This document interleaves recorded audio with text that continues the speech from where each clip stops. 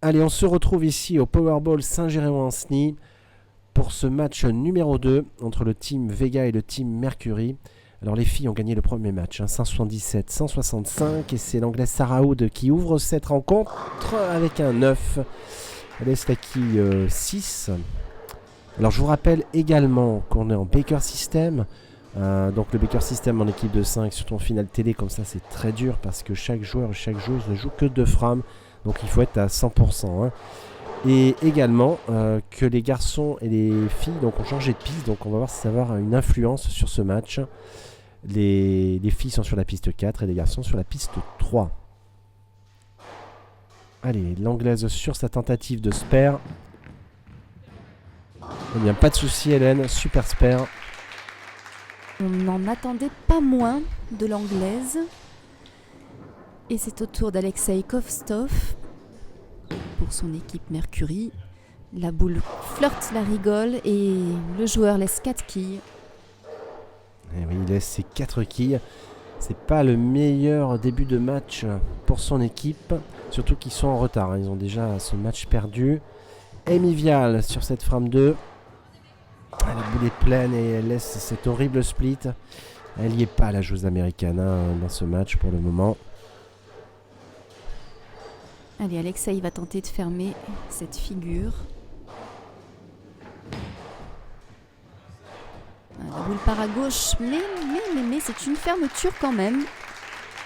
Il fallait le faire comme ça et c'est très bien joué. Il a joué avec sa boule de spare. Il a vraiment bien joué le spare. Ce spare, ce n'était pas un split, car il y avait la quille 1. Amy Vial sur son split. Et non, une quille seulement. Donc, écoutez, Christopher Vial va peut-être en profiter, Hélène. Alors, nous allons regarder ça. Une bonne énergie. Une boule qui fait un strike. Rien à dire sur ce strike, c'est parfaitement réalisé. Alors, on ralenti d'ailleurs. Une boule qui arrive vraiment pleine poche. Regardez, un flash strike, comme on dit. Bravo, Christopher. On retrouve la Roumaine Laura Piros sur cette frame numéro 3. Ils sont à -7. Il faudrait qu'elle réponde à Christopher. Et oui, regardez ce strike, super. C'est bien, elle a du tempérament, cette Roumaine. Il faudrait que Carl Edward fasse un doublé sur cette 3e frame.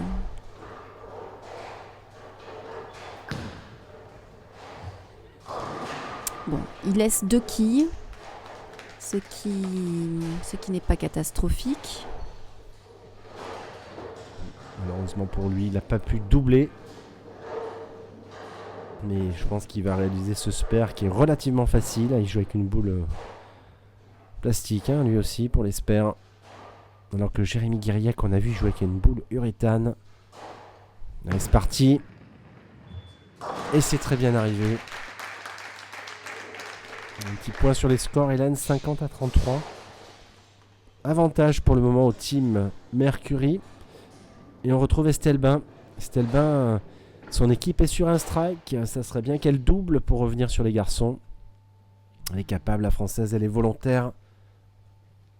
Allez, c'est parti. La boule a l'air pas mal. Ah, dommage, elle laisse la quille 10. C'était relativement bien joué. Jérémy Guiriec.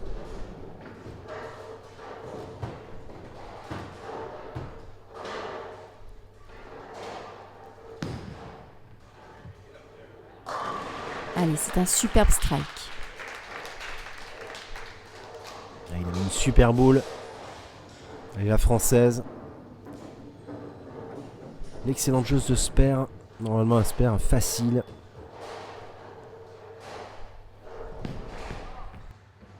Ah, oh, dommage, elle le rate. Décidément, je vais porter malchance. Et les garçons se détachent, Hélène. Et on retrouve Brian McCann. Oui, Estelle a manifestement un petit peu de pression. Brian très concentré.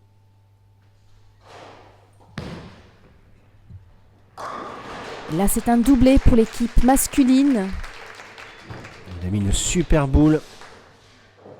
Et donc on retrouve Farhan Schneider, l'américaine, sur la mi-parcours de cette partie. On est à la moitié, la frame 5. Va-t-elle striker? Oh, super boule de la jeune joueuse américaine. C'est bien, elle est positive.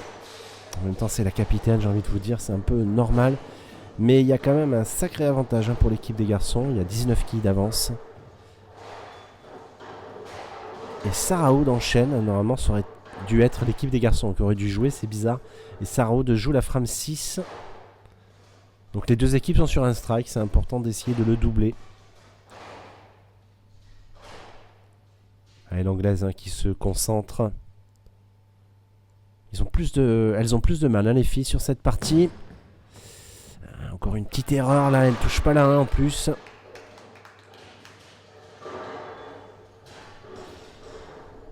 J'ai envie de vous dire, et là non, j'ai l'impression qu'on va se diriger vers un troisième match si ça continue comme ça, car les filles n'arrivent pas à enchaîner les strikes et les garçons ont l'air un peu plus relax sur cette piste 3. Alors y a-t-il une différence entre les deux pistes? Apparemment, ça a l'air de se confirmer.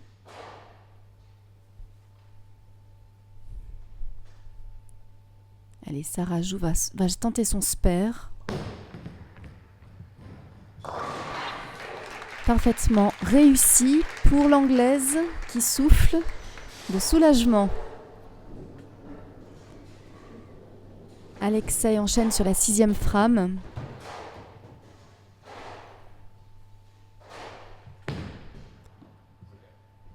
Oh, il touche pas la 1, Hélène, vous avez vu. Pas facile pour le moment pour le joueur russe. Allez, Amy Vial, qui elle, j'ai envie de vous dire, est en grande difficulté dans ce match. J'ai l'impression qu'elle a encore plein de tête. Et ouais, oh, et en plus elle laisse le Big Four.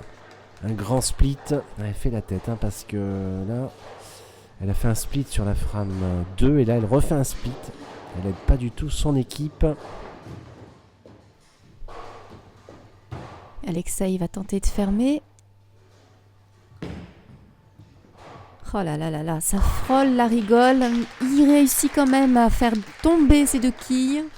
En tout cas, moi je jouerai avec lui. J'aurais un petit peu peur, mais bon, ça fait spare. Allez, l'américaine qui joue que 2 quilles. Ouais, c'est normal. Et donc 118-95. Christopher Vial qui est sur la frame numéro 7. Il avait fait un strike sur la boule d'avant. Va-t-il réussir à en remettre un? Mais non, il touche pas la 1 du coup.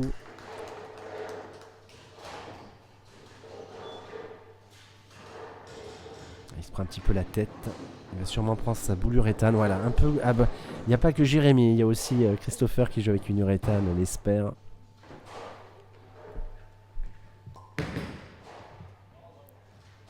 Et c'est parfait. On retrouve pour l'équipe Vega Laura Piros.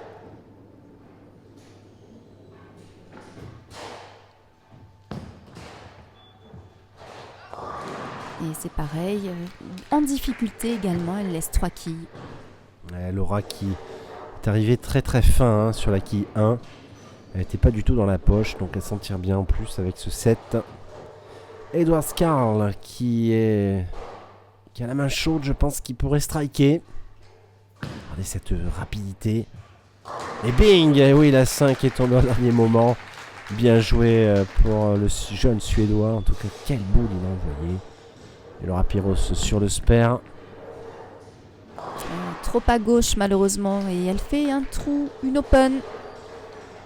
Et oui, Hélène. Et là, j'ai envie de vous dire, ça y est, le match est plié. Il y a 50 quilles entre les deux équipes. Et je vois pas comment l'équipe des garçons peut perdre ce match maintenant. Alors Jérémy avait fait aussi un strike sur sa première boule.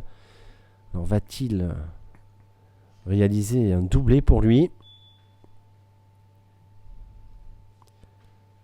Il se concentre, il se met dans sa routine de concentration. Il expire, il inspire. La boule est partie. Elle est pleine celle-là, il laisse la belle-mère. 2 quilles.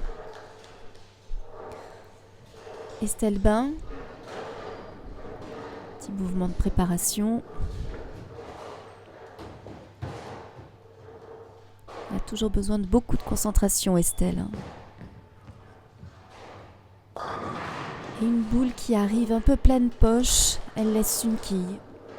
Elle était un petit peu pleine, Hélène, tout court, j'ai envie de vous dire. Mais bon neuf, néanmoins, mais le match est plié de toute façon. On va avoir droit à un troisième match. On va se régaler ce troisième match. Et ce qui est marrant quand même dans ce match, c'est que les filles ont gardé le premier match, Sirius contre une petite open pour Jérémy.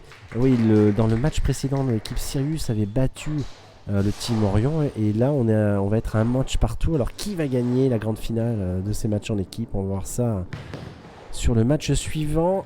Sper sans problème pour la française. Mais bon, ça compte pratiquement pour du beurre maintenant.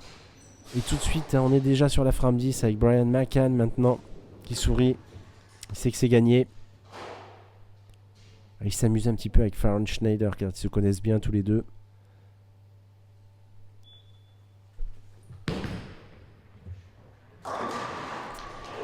Allez, un strike vraiment spectaculaire.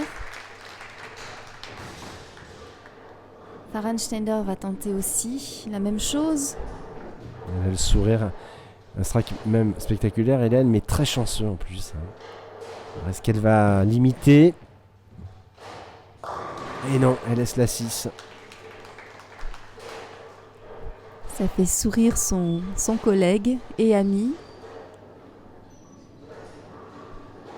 Elle lui laisse la priorité, elle enchaîne sur le spare. Elle nous vient du Michigan, Farron Schneider. Spare, elle aura le droit à une extra ball. Et Brian a la possibilité de jouer encore 2 boules. Il rit parce que je sais pas ce qu'elle lui a dit, mais il y avait de toute façon une très bonne atmosphère cette année dans cette 9e édition de la QBKMF Bowling Promotion Cup. Va-t-il doubler? Oh, un gros split pour finir, Hélène. Alors, il reste content de cette partie pour son équipe.